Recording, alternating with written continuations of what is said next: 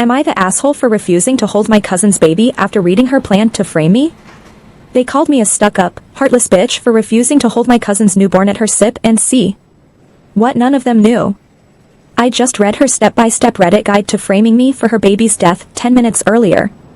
I was 26, single, 2 years into my dream software engineering job in Chicago, with a condo I bought outright. I'd driven 3 hours back to my small hometown for my cousin Mackenzie's sip and see her first baby, a boy named Jax, the so-called golden heir to her husband's old money Huntington family. I was hiding in the corner, nursing a soda, scrolling Reddit to avoid the endless, "When are you settling down?" questions, when I stumbled on a post /drew off my chest that made my blood run cold. Title: I hid my baby's fatal birth defects from my husband's family to lock down my marriage. Now I need to pin this on someone else. The post laid it all out. She'd learned at her 20-week anatomy scan that her baby had a severe, life-limiting neuromuscular disorder. But her husband's family had made one thing clear: no healthy male heir, no marriage, no access to the family trust. So she'd lied, faked follow-up scans, and hidden the truth until the baby was born. Now the child was dying, and she needed a fall guy to take the blame. The top comment, with 12K upvotes, was a chilling playbook. Easy. Find a young, single, successful female relative at your sip and see. Single women are easy to paint as jealous of your marriage and baby. A stable high income means she can pay out a massive settlement. Get her to hold the baby, stage a small accident, and boom, everyone will believe she hurt the kid out of spite. You get sympathy, a payout, and a way out of the mess. I stared at my phone, numb. Unmarried? Check. Successful, steady 6-figure income? Check. The only young female relative in the family that fit every single box? Me. I was just about to hit report when a syrupy voice appeared over my shoulder. Chloe. There you are. It was Mackenzie, holding swaddled Jax in her arms, a too bright smile on her face. This is your cousin Chloe, Jax. She's the smartest, most successful person in the family. We just need her to hold you, to pass on all that good luck, huh? She held the baby out to me. That's when I saw it, the hungry, predatory glint in her eye, the way she leaned in, just waiting for me to take him. The exact playbook I'd just read. My hand, halfway out to take the baby, snapped back. I grabbed my soda off the table instead. No way, I said, keeping my voice light. I've never held a newborn in my life. I'm way too clumsy, I'd probably drop him. I'll just look from here, thanks. The smile dropped off Mackenzie's face for half a second, sharp and cold, before she flipped it back on. Oh, don't be silly. It's easy. He's so sleepy, he won't even fuss. A group of ants swarmed in, clucking. Oh come on, Chloe. It's just a baby. Don't be so rude. He's your family. You have to hold him. Mackenzie leaned in, her voice thick and sweet. He's just a little fragile, that's all. The Huntingtons are so serious about their heir, you know? We just need all the good luck we can get from our most successful family member. I forced a laugh. Sorry, I just came from petting my friend's dog on the drive here. I haven't washed my hands, I don't want to get him sick. I turned and walked back to my seat, my heart hammering. Was I being paranoid? Maybe. But 10 minutes later, when Mackenzie cornered me in the hallway and dragged me into an empty bedroom, locking the door behind her, I knew I wasn't. Chloe, she said, her voice urgent, I need your help. I'm begging you. With what? I said, my back to the wall. I'm not a doctor, I can't help with the baby. You can. She stepped closer, her eyes wide. You're the only one in this family who's made something of themselves. You have the good luck, the good energy. I just need you to hold him, to pass that on. Please. It's the only thing I can do for him. She held Jax out to me again. That's when I saw it, she pulled back the swaddle to show me his tiny hand. It was floppy, limp, no muscle tone at all. He didn't curl his fingers around hers, didn't move. Just hung there, like a doll's. The exact condition the Reddit post had hinted at. Before I could say anything, the door burst open. Mackenzie? Chloe? The cake's here. Come on. I bolted out of the room before she could stop me. Back at my seat, my phone buzzed. A Reddit notification, the post you viewed has a new update. I opened it. The OP had replied to the top comment, "Target won't take the baby. The party ends in 2 hours, she's leaving right after." What do I do? I'm panicking. A new reply, with 5K upvotes, popped up, public pressure. Praise her in front of the whole room, give her a nice gift, make her look like an asshole if she refuses. Once she's whole.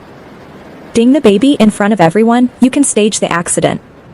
There's dozens of witnesses. She'll never recover. My blood turned to ice. And 2 minutes later, Mackenzie was in front of me again, holding a velvet jewelry box, the whole room's eyes on us. "Chloe," she said, her voice loud enough for everyone to hear, "I know I missed your housewarming, so I got you this. It's my grandmother's pearl necklace. An heirloom, for the most successful woman in our family." The aunts oohed and awed. One grabbed the box, opened it, and held up the necklace for the room to see. "Wow. That's gorgeous. Chloe, you have to hug her, at least." Mackenzie smiled, holding Jax out again. "All I ask in return is that you hold your cousin for 10 seconds. Give him that good luck. Please?" The whole room was staring. I could hear the whispers. Rude. Stuck up. Jealous. That's when I saw him. Across the room, standing with Mackenzie's father-in-law, District Attorney Carter. The top prosecutor in our county, a man who'd put away dozens of child abusers, a personal friend of the Huntington family.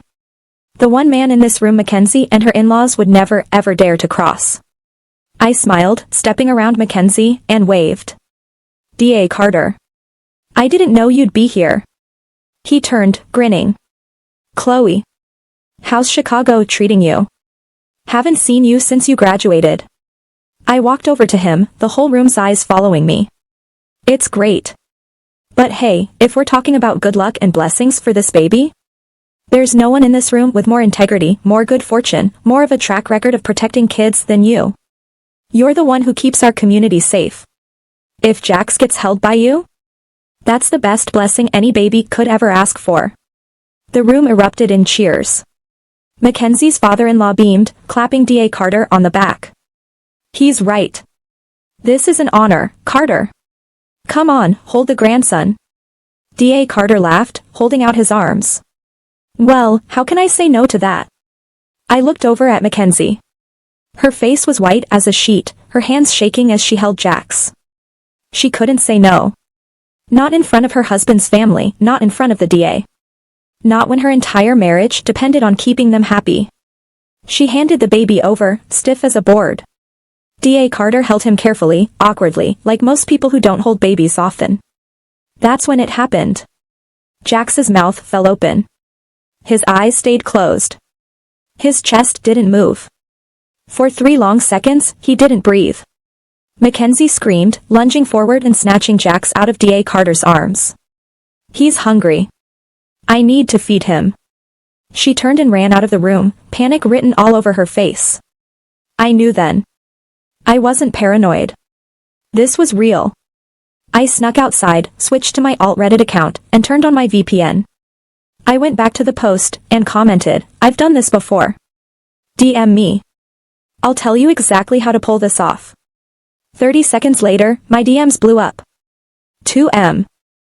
Inutez after that, I had a $150 Cash App transfer from a name I recognized, Mackenzie Huntington. I called her using a burner number, and hit record. One-party consent was legal in our state. I had everything I needed. "Tell me what to do," she hissed, her voice frantic. "The baby's not going to make it through the week. I need to do this tonight." "First," I said, keeping my voice low and disguised, "tell me why this cousin of yours. What did she do to you?" "She ruined my life." She shrieked. "We were supposed to get married the same year. She turned down the perfect guy, moved to Chicago, and left me stuck here. She has the condo, the job, the life that was supposed to be mine. I'm stuck with a husband who's lying about his money, a dying baby, and if they find out I lied, I lose everything. She deserves this. It's her fault." I held back a snort. My life was mine because I'd worked 80-hour weeks through college, skipped parties to study for my engineering degree, and turned down a guy I didn't want to marry. None of that had anything to do with her. "Okay," I said. "Here's the plan. Get her alone, somewhere with a hard floor. Hold the baby, then throw yourself backwards, scream that she pushed you. Make sure the baby hits the floor. Everyone will believe her jealousy made you snap. You'll get the settlement, and the blame is all on her. Perfect, she breathed. Thank you. Thank you so much. She hung up. 5 minutes later, she found me in the hallway by the back door.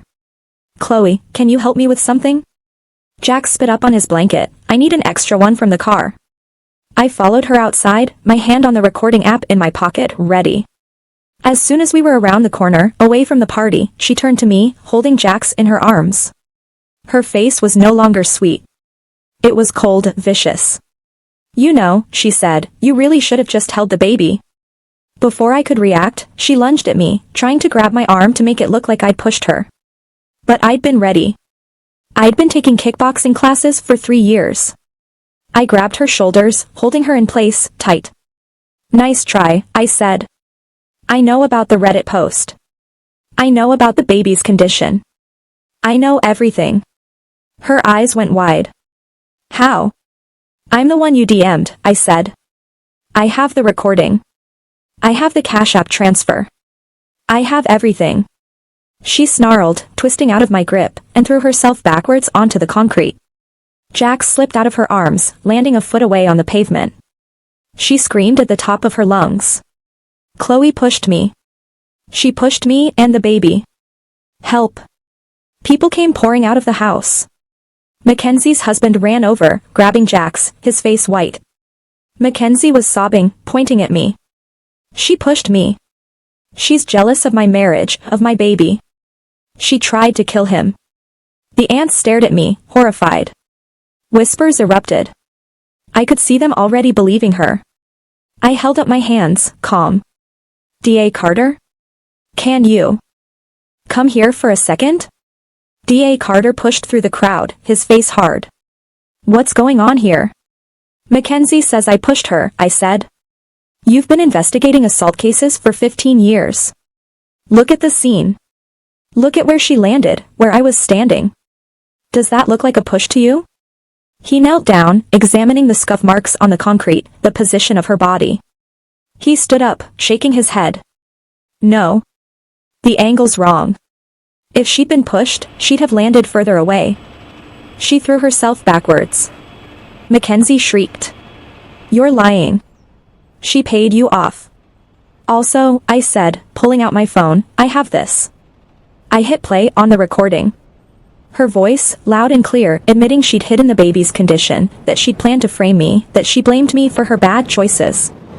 The crowd went dead silent. Mackenzie's husband stared at her, his mouth open. You knew? You knew the baby was sick this whole time? You lied to me? And there's more, I said. I walked back into the house, connected my phone to the party's projector, and pulled up the Reddit post. Every word, every comment, every DM, projected onto the big screen for the whole room to see.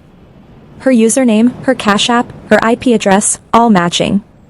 Mackenzie collapsed onto the concrete, screaming. It's not fair.